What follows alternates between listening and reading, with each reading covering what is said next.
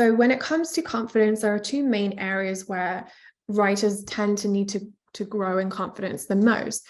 One is on the marketing side and one is on the sales.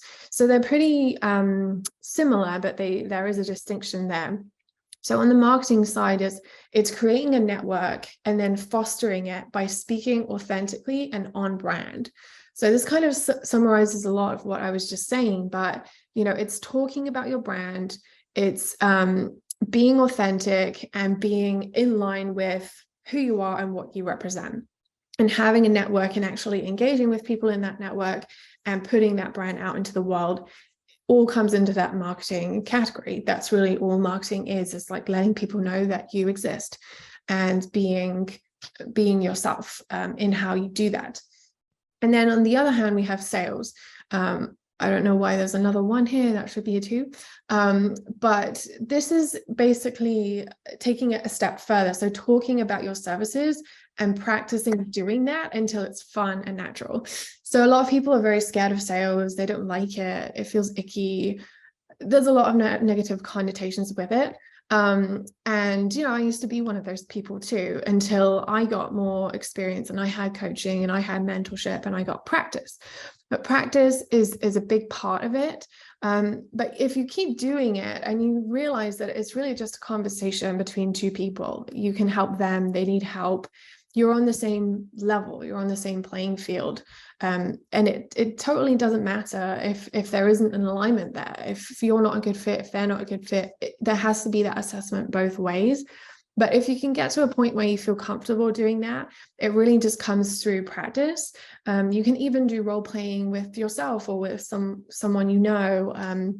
You can record yourself doing it and then watch it back and critique yourself. And there's a lot that you can do behind the scenes before you even have a potential client there.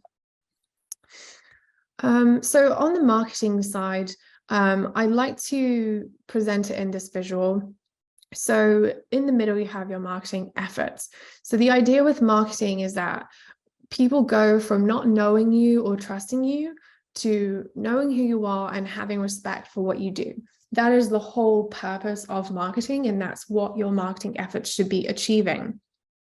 So whenever we hear about, if someone recommends to you like a brand of cookies, for example, and you've never heard that brand before, you just immediately forget that they even said that, the name just goes straight over your head. But if you had a good experience eating that cookie and that you kept seeing that cookie come up over and over again, like, oh, this friend has that same cookie. I think I've seen that cookie before. Oh, I really enjoyed that cookie. Then something in you will kind of become familiar with that brand, and then you'll come to trust that brand, and you might actually go and see it in a store and recognize it and buy it. And so that's exactly what is happening with your business and when you're selling a service as well. So there's a couple of aspects of this. There's the networking side, so talking about what you do in person, and then there's the content side, which is talking about what you do online. Again, those should be very, very similar. There should not really be a difference in what you're saying or how you're saying it. It's just a case of whether you're in front of people or not. So both of those are ways that you can actively market your business, and all the different ways that you can show up, whether it's creating content, commenting on other people's content, like Anand was saying, presenting, hosting events, attending other people's events. All of that stuff comes under your marketing efforts category.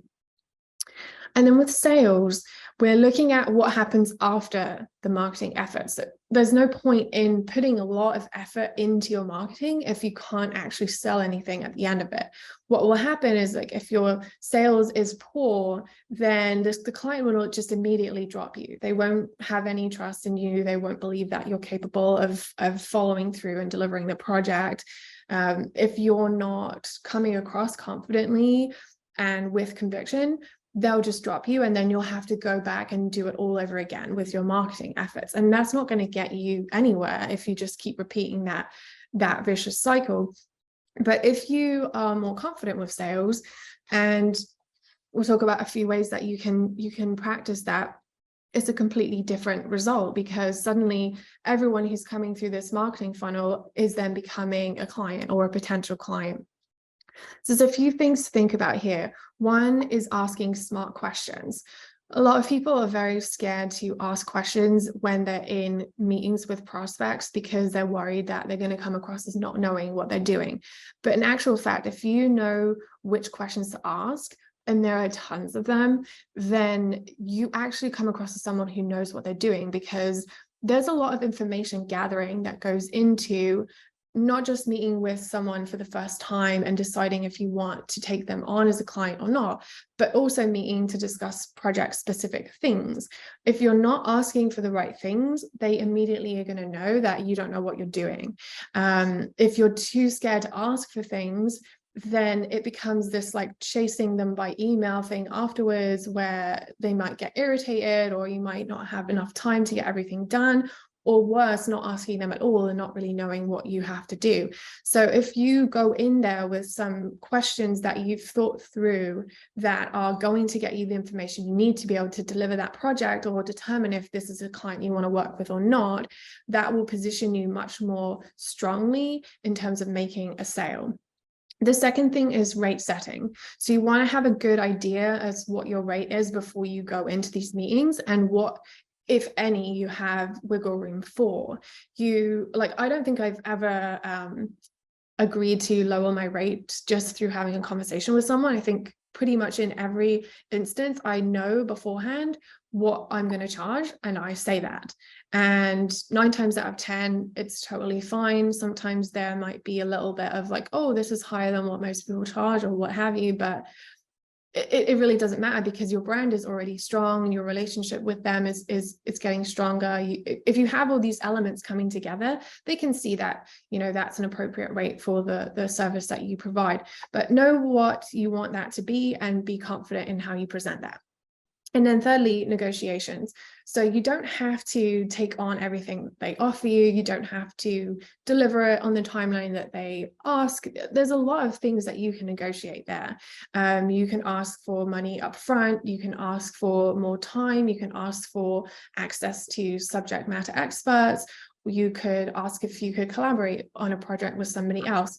There's so many things you could do here. So if you have that confidence to have a negotiation, it tells them that you've done this before, that you have the capability to follow through with delivering the project.